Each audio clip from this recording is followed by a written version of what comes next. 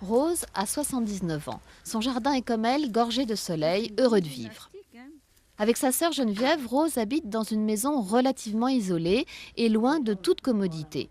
Mais pas question pour ces dames d'envisager la maison de retraite. Alors quand Rose et Geneviève ont entendu parler du projet de l'association Low Parage, elles n'ont pas hésité une seconde. Déménager pour aller s'installer avec une quinzaine de copines, en voilà un projet vivant et jeune. Quand on voit des fois à la télé, les gens à la maison de retraite, ils sont assis, avachis, là. On ne veut pas devenir comme ça. On fera la cuisine ensemble, et voilà, et on fera la fête ensemble. Ça, c'est bien. Dans un an, quand les travaux seront finis, les deux sœurs habiteront ici, à Saint-Julien-de-Lampont, dans cet environnement champêtre situé à l'entrée de la commune.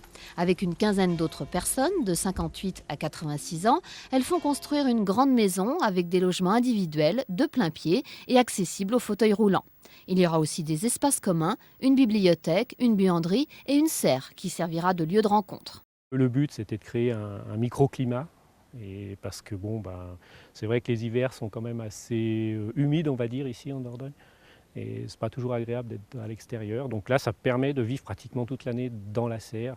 À l'origine du projet, une urbaniste, Liliane Battet, qui dirige un cabinet d'études spécialisé dans les questions d'environnement.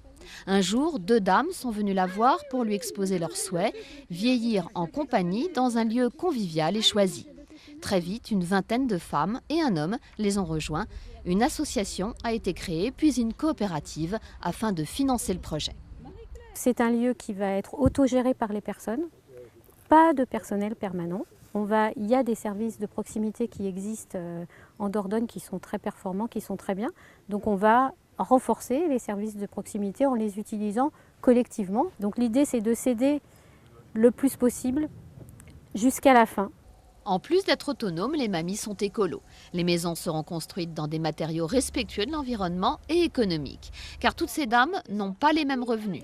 Leur loyer variera de 400 à 500 € par mois et elles s'entraideront le cas échéant pour le payer.